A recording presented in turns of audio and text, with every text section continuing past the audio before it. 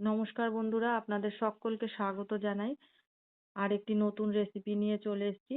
আজকে ধোকলার রেসিপি নিয়ে এসেছি। আজকে আমি অরিজিনাল ধোকলা করে দেখাবো। কোনো বেসন ব্যবহার করিনি, চাল আর ডাল দিয়ে ধোকলা করেছি। এটাই চাল আর ডাল দিয়েই অরিজিনাল ধোকলা তৈরি হয়। আর আমি একটু অন্যরকম ভাবে করেছি। স্যান্ডউইচ ধোকলা করেছি। দেখতে যেমন সুন্দর, খেতেও অসাধারণ টেস্টি, মজাদার। তাহলে চলুন দেখে নেওয়া যাক কিভাবে আমি এই ধোকলা তৈরি করেছি। আমি এই বাটির পরিমাণে ১ বাটি ছোলার ডাল নিয়ে নিয়েছি। আর এই বাটির পরিমাণেই ১ বাটি আমি চাল নিয়ে নিয়েছি। যে কোনো চালই নেওয়া যায়। আমি পোলাওয়ের চাল নিয়ে নিয়েছি। আপনারা যে কোনো চাল নিতে পারেন, তাতে কোনো অসুবিধা নেই। আর যে যেরকম তৈরি করবেন সেই অনুযায়ী চাল আর ডালের পরিমাণ নেবেন, কিন্তু সমপরিমাণে নিতে হবে। ১ বাটি নিলে ১ বাটি ডাল আর ১ বাটি চাল, হাফ বাটি নিলে হাফ বাটি ডাল, হাফ বাটি চাল। এবারে এই ডাল আর চালকে ভালো করে পরিষ্কার করে ধুয়ে নিতে হবে। যতক্ষণ না পর্যন্ত পরিষ্কার জল না আসছে ততক্ষণ উম জলে বারবার পাল্টে পাল্টে ধুতে হবে। এবার এই ডাল আর চাল ভালো করে ধোয়ার পরে আমি এই ডাল আর চালকে ৫ থেকে ৬ ঘন্টার জন্য আমি ভিজিয়ে রেখেছি। এবারে আমি ৫-৬ ঘন্টা পরে আমি তোমাদেরকে দেখাচ্ছি কীরকম ভিজেছে। দেখো, চালগুলো একদম ভিজে গেছে, ধবধবে সাদা হয়ে গেছে। ডালটাকে একটু চাপ দিতেই ভেঙে যাচ্ছে, এতটাই সুন্দর ভিজে গেছে। চালও দেখো একটু চাপ দিতেই ভেঙে যাচ্ছে আর খুব সুন্দরভাবে ভিজে গেছে। এবার এই চালের থেকে জলটা ঝরিয়ে নিয়ে চাল আর ডালকে একটা মিক্সারের জারে নিয়ে আমি একটা মিহি পেস্ট করে নেব। আর এর মধ্যে সামান্য পরিমাণে জল দিয়ে পেস্ট করে নিতে হবে। বেশি জল দেওয়া যাবে না, অল্প পরিমাণে জল দিতে হবে। আর পেস্ট করার পরে তোমাদেরকে দেখাচ্ছি পেস্টটা কিরকম পর্যায়ে এসছে। এই দেখো, খুব বেশি পাতলাও না, খুব বেশি গাঢ়ও না। আর এর পেস্ট করলে পরে মিহিটা এরকম একটা মিহি পেস্ট হবে। আর আমি একটা মিক্সিং বোলের মধ্যে আমি এই পেস্টটাকে ঢেলে নেব। আর যে বাদবাকি যে চাল আর ডাল আছে সেটাকেও আমি ভালোভাবে পেস্ট করে নেব। আর বন্ধুরা, এই গরমের সময় ধোকলা খেতে ভীষণই ভালো লাগে। আর আমি একটু অন্যরকম করে করেছি। তোমাদেরকে তো প্রথমেই দেখিয়েছি। দেখতে ভীষণ সুন্দর হয়েছে আর খেতেও সেরকম দুর্দান্ত টেস্টি। বড় থেকে ছোট সকলেরই ভালো লাগবে খেতে, যেহেতু ধোকলার ভিতরে একটা চটপটা চাটনি আছে। দেখতে যদি আকর্ষণীয় হয়, আহ খাওয়ার ইচ্ছেটাও বেড়ে যায়। দেখো বন্ধুরা, আমার পেস্টটা রেডি হয়ে গেছে। এবার এই পেস্টটাকে আমি সারা রাতের জন্য রেখে দেব। পরের দিন আমি ধোকলাটা করব। এবারে আমি একটা চাটনি রেডি করব। আমি কিভাবে করেছি সেটা দেখে নাও। আমি বেশ কিছুটা পরিমাণ ধনেপাতা নিয়ে নিয়েছি। আর বন্ধুরা, উম যে চাল আর ডাল আমি পেস্ট করেছি সেটা কিন্তু নরমাল টেম্পারেচারে রাখতে হবে, ফ্রিজে রাখা যাবে না। আর এবার আমি এই ধনেপাতার মধ্যে আমি যে যেরকম ঝাল খাবে সেই ঝালের পরিমাণ অনুযায়ী লঙ্কা দেবে। আমি ৩টে লঙ্কা দিয়েছি। পরিমাণ অনুযায়ী আমি লবণ দিয়েছি। আর এবার আমি এর মধ্যে ২ চামচ মতন চিনি দিয়ে দিলাম। যে যেরকম মিষ্টি পছন্দ করো সেই অনুযায়ী মিষ্টি দেবে। আর আমি তেঁতুলের পাল্প দিয়ে দিচ্ছি। এই চাটনির মধ্যে তেঁতুলের পাল্পই দিতে হবে। তেঁতুলের পাল্প দিলে চাটনির টেস্ট ভীষণ বেড়ে যাবে, ভীষণ টেস্টফুল হয় খেতে। এবার আমি ৪ টুকরো আদা দিয়ে দিলাম। দেওয়ার পরে আমি এবার পেস্ট করে নেব। পেস্ট করার পরে দেখো এরকম হয়েছে চাটনিটা। দেখতে দেখো কতটা সুন্দর হয়েছে, খেতে কি বলবো বন্ধুরা, অসাধারণ টেস্টফুল। এই চাটনিটা খেতে কি বলবো বন্ধুরা, অসাধারণ টেস্টফুল হয়। এবার আমি এই চাটনির মধ্যে এক টুকরো গন্ধরাজ লেবুর রস দিয়ে দিলাম। গন্ধরাজ লেবু কি বলবো, মানে এতটা সুন্দর গন্ধ, মন প্রাণ জুড়িয়ে যায়। এই চাটনির মধ্যে গন্ধরাজ লেবু দেওয়ার কারণে চাটনিটা স্বাদে গন্ধে অতুলনীয় হয়েছে। এবারে সারা রাত থাকার পরে ব্যাটারটা দেখো বন্ধুরা এরকম পর্যায়ে এসছে, একদম আহ গাঢ় হয়ে গেছে।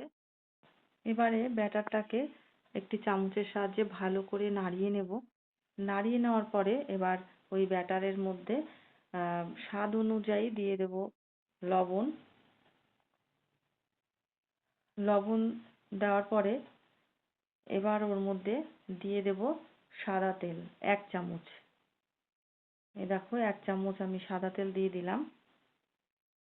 দেওয়ার পরে এবার ভালো করে মিশিয়ে নিতে হবে।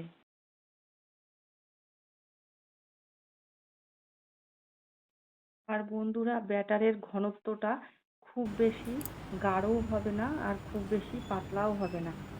এবারে তাই যেহেতু একটু অতিরিক্ত গাঢ় আছে তাই আমি এর মধ্যে পরিমাণ মতন জল দিয়ে দিলাম। জল দেওয়ার পরে ভালো করে ব্যাটারের সঙ্গে মিশিয়ে নেব। ভালো করে মিশিয়ে নেওয়ার পরে যদি মনে হয় যে আরও কিছুটা পরিমাণ জল লাগবে, তাহলে আরও কিছুটা পরিমাণ জল আমি দিয়ে দেব। দিয়ে দেওয়ার পরে ভালো করে জলের সঙ্গে ব্যাটারটা মিশিয়ে নিতে হবে আর খানিকক্ষণ ধরে একটু ফেটিয়ে নিতে হবে। আমি ভালো করে ব্যাটারটাকে আমি ফেটিয়ে নিয়েছি। ফেটিয়ে নেওয়ার পরে এবার আমি 1 প্যাকেট ইনো আমি এর মধ্যে দিয়ে দেব। একটা চামচের মধ্যে আমি সমস্ত ইনোটাকে নিয়ে নিলাম।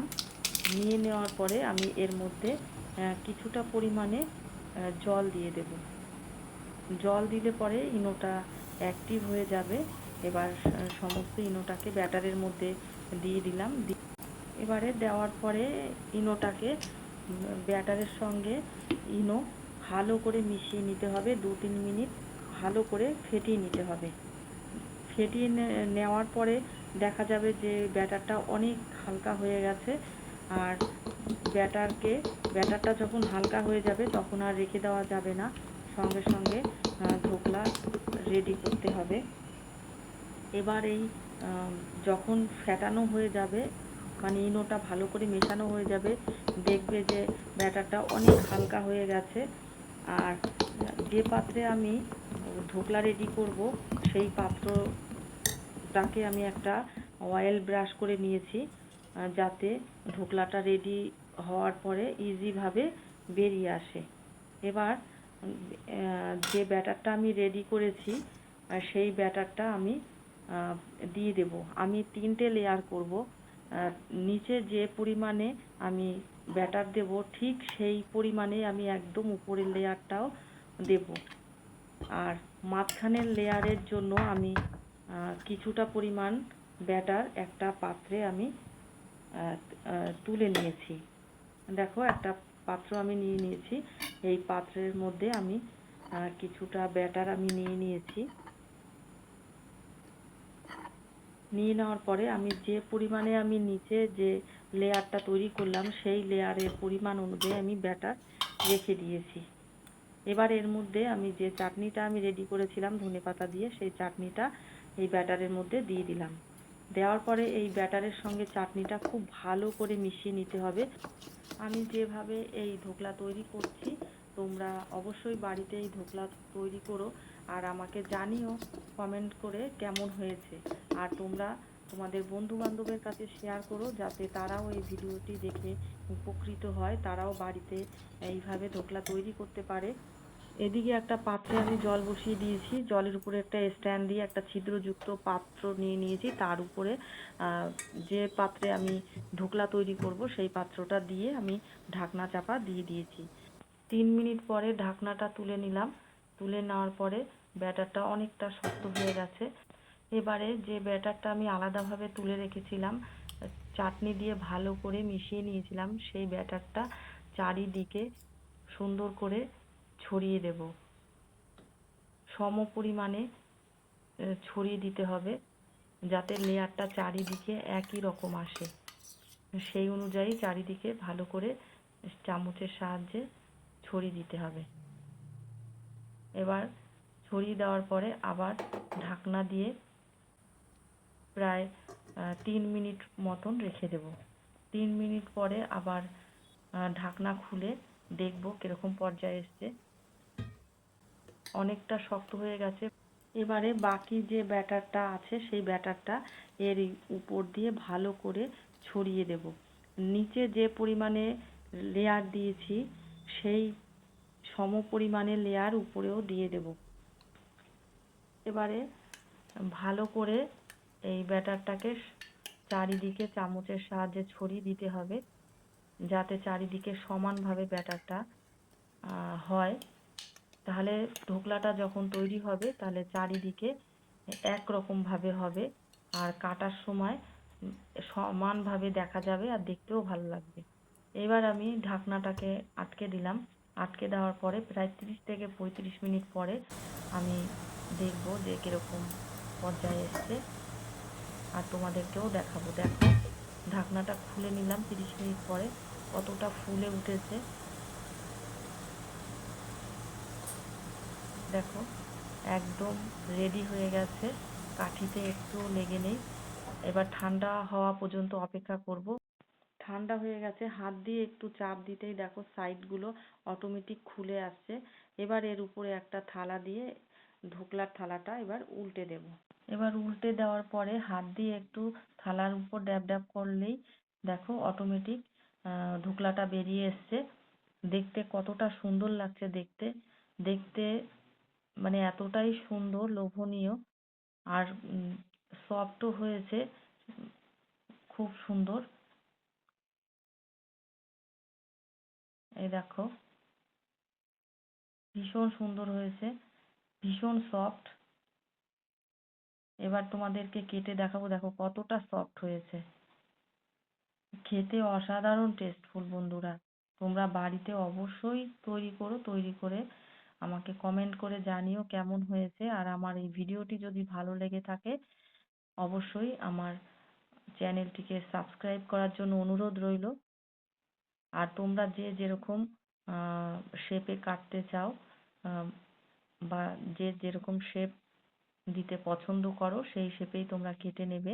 আমি চৌকো শেপেই কেটে নিচ্ছি। দেখো কতটা সফট হয়েছে আর কতটা স্পঞ্জি হয়েছে তোমরা দেখেই বুঝতে পারছো। আর যে ভেতরে যে চাটনির লেয়ারটা দিয়েছি মুখে দিলেই তো মিলিয়ে যাবেই, আর একটা দিলে মন ভরবে না, আরো 2-3টে মানে খেতে চাইবে বড়র থেকে ছোট। ধোকলা এইভাবে ড্রাইও খাওয়া যায় চাটনির সঙ্গে। কিন্তু ধোকলা যদি একটু রসালো হয় তাহলে আরো টেস্ট আরো বেড়ে যায়, আরো খেতে ভালো হয়। সেই কারণে আমি একটা কড়াই বসিয়ে দিয়েছি। কড়াইয়ের মধ্যে আমি দিয়ে দিলাম 1 চামচ পরিমাণে সর্ষের তেল। সর্ষের তেল গরম হয়ে গেলে আমি এই সর্ষের তেলের মধ্যে দিয়ে দিলাম 1 চামচ জিরে। একটা শুকনো লঙ্কাকে টুকরো টুকরো করে কেটে আমি এর মধ্যে দিয়ে দিলাম। এবার দিয়ে দেবো 1 চামচ সর্ষে। এবার সর্ষে, জিরে, লঙ্কা এবার আর কয়েকটা কাঁচা লঙ্কা চিড়ে দিয়ে দিয়েছি। দেওয়ার পরে একটু যখন ভাজা হয়ে যাবে তখন আমি এর মধ্যে দিয়ে দিলাম কারি পাতা। 2টো ডাল আমি ডালের যে কটা পাতা হয় সেই পাতা আমি এর মধ্যে দিয়ে দিয়েছি। আর দিয়ে দিয়েছি হিং। হিং দেওয়ার পরে ভালো করে নাড়াচাড়া করে নেব, ভাজা ভাজা করে নেব। ভাজা ভাজা যখন হয়ে যাবে তখন আমি এর মধ্যে দিয়ে দিলাম 2 কাপ জল। জল দেওয়ার পরে আমি এর মধ্যে এবার দিয়ে দেব স্বাদ অনুযায়ী লবণ। আর আমি এর মধ্যে দিয়ে দেব স্বাদ অনুযায়ী চিনি। চিনি আমি 3 চামচ মতন চিনি দিয়েছি, ছোট চা চামচের 3 চামচ। দেওয়ার পরে আমি ভালো করে জলটাকে ফুটিয়ে নেব। জলটা যখন ফুটে আসবে বেশ কিছুটা টাইম, তখন আমি এর মধ্যে এক টুকরো গন্ধরাজ লেবুর রস আমি এর মধ্যে সম্পূর্ণ রসটাই দিয়ে দেব। দেওয়ার পরে এবার সেই জলটাকে আমি এই ধোকলার উপরে ভালোভাবে ভিজিয়ে দেব, যাতে ধোকলাটার ভেতরে সম্পূর্ণ রসটা ঢুকে যায়। সেইভাবে এই জলটা এর মধ্যে দিয়ে দিতে হবে। এই রসটা দিলে পরে খেতে আরো টেস্টফুল হয়। এই রসটা দেওয়ার পরে 10 মিনিট এভাবে রেখে দেব। রেখে দিলে পরে রসটা ভালোভাবে এই ধোকলার মধ্যে ঢুকে যাবে। আর তারপরে পরিবেশন করলে চাটনির সঙ্গে খেতে ভীষণ টেস্টফুল হয়, মুখে দেওয়ার সঙ্গে সঙ্গে মিলিয়ে যাবে। আর যেহেতু আমি একটা স্যান্ডউইচ মতন ধোকলাকে তৈরি করেছি, খেতে আরো দুর্দান্ত, মানে অসাধারণ টেস্টফুল, মজাদার। দেখো, একটা ভেঙে দেখাচ্ছি, দেখো কতটা সফট, কতটা স্পঞ্জি। বাড়িতে বন্ধুরা অবশ্যই তোমরা এইভাবে তৈরি করো। তৈরি করে অবশ্যই আমাকে কমেন্ট করে জানিও। 1 পিস স্যান্ডউইচ ধোকলা আমি চাটনির সঙ্গে খেয়েছি। আর দেখো বন্ধুরা, আমি যে চাটনিটা তৈরি করেছি সেই চাটনির ভিডিওটা আমি নেক্সট ভিডিওতে দেখাবো। আর বন্ধুরা, আমার ভিডিও দিতে একটু দেরি হয়, যেহেতু আমার সবকিছু নিজের হাতে করতে হয়, ভিডিও করার থেকে, এডিটিং করার থেকে, সেই কারণে আমার ভিডিও দিতে দেরি হয় বন্ধুরা।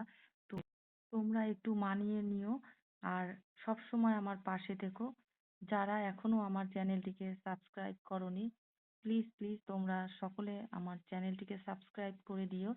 আর যারা আমার চ্যানেলটিকে সাবস্ক্রাইব করেছো তাদেরকে আমার অসংখ্য অসংখ্য ধন্যবাদ। আর সকলের জন্যই আমার শুভকামনা রইলো। নেক্সট ভিডিওতে আবার তোমাদের সঙ্গে দেখা হবে। তোমরা খুব ভালো থেকো, সুস্থ থেকো।